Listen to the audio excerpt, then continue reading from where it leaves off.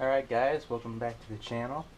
I got the alternator in and we're going to slap it in quick. It's probably going to take a little bit, but I'm going to show you guys a little bit of kind of how to wedge it back in. So we're going to see how long this takes. I mean, I'm probably going to have to cut you guys off for a minute so I can try to wiggle it back in, but I'm going to set it up, the camera right here on the tripod, and see if I can get some of the footage of me trying to get this thing in here. But so you guys, here's the alternator. It's a new one, Bosch. It's really heavy, but brand new. Here's the old one. It's kind of broken up and all messed up and crap, but you guys saw that in the last video. Got some of the tools, the bolts here, got our sockets, some odds and ends. I'm gonna make another run to the store so I can do the split cooling. So I got to grab a couple of little fittings here, and I will show you guys how to do the split cooling then. So we're going to put the alternator on first, and then do the split cooling. But got everything made. I'll show all that next. But all right, here we go. All right, guys. All right, here we go. Here's the I guess the bottom radiator hose to the pump, and then here's the auxiliary pump. So yeah, you have to kind of slide it off of the little bracket it has, but push it up, kind of wedge it behind the hoses for the supercharger, and then just kind of move stuff around a little bit and try to make some room. We're going to lift the hose upward and put it back in. So without further ado, here we go. Okay, it's going to go on like this with the plug facing the back side, and then your power plug. Alright.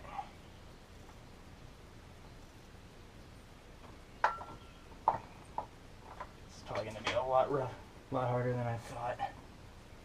Okay.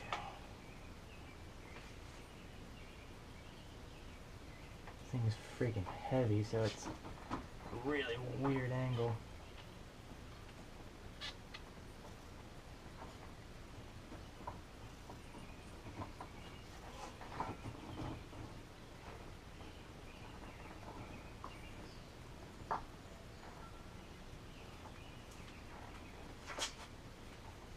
Try to go underneath.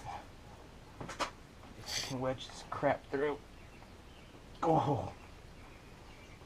Yeah, stuff's a pain in the butt to move around.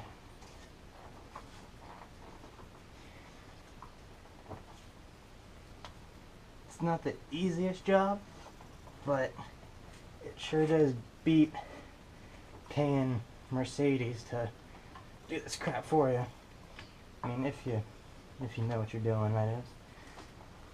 But we're almost there.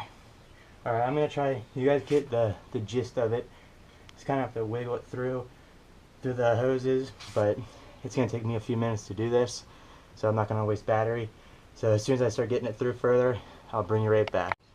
Alright guys, that actually only took me like 30 seconds.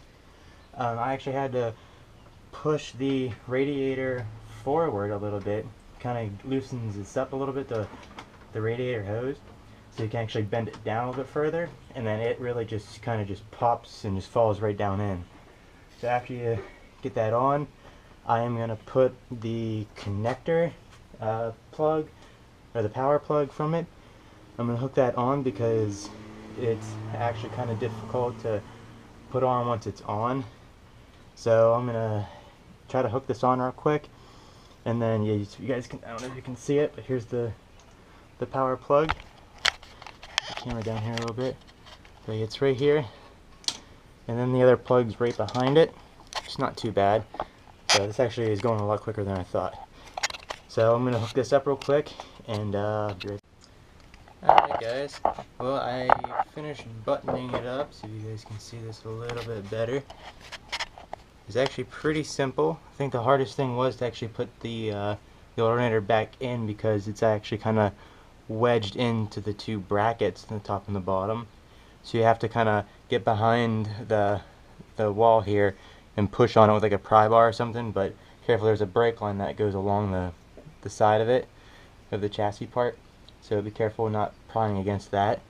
But other than that, it was just kind of just prying on it until I got it lined up with the bottom one, and then I put the bolt through it, and then kind of just lifted it up a little bit, and then got it to wedge in a little bit, and then got a chisel with the like a soft flat end, and then put it at the top of here, and just was able to tap it with a hammer then, and it finally went in and seated, and put the bolts through it, tightened them down pretty good, put some blue Loctite on them, because there was blue Loctite on them when they come out, so always safe and sorry, you don't want those coming out while you're driving.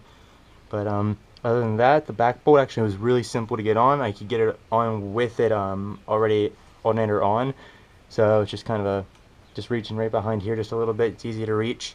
It's not bad actually. It went on way easier than it was to take it off, so that's a plus.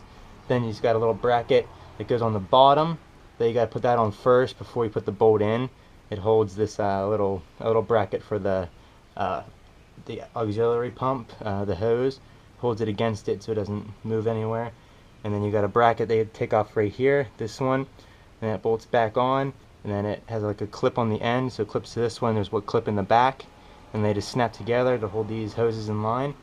And now we're gonna put the alternator, or the whatever it's called, the Serpentine belt. We're gonna put that on, and then finish wrapping this up, and then yeah, man, it's about ready to start. We can actually start it and see if it charges, and if it does, awesome. And then we will finish. I'll have to drive over and get some stuff to finish the split cooling, and then we'll bolt that all up, and we'll be good to go. Alright guys, we'll get right back here. As soon as I slap this on, we will start it up and see where we go.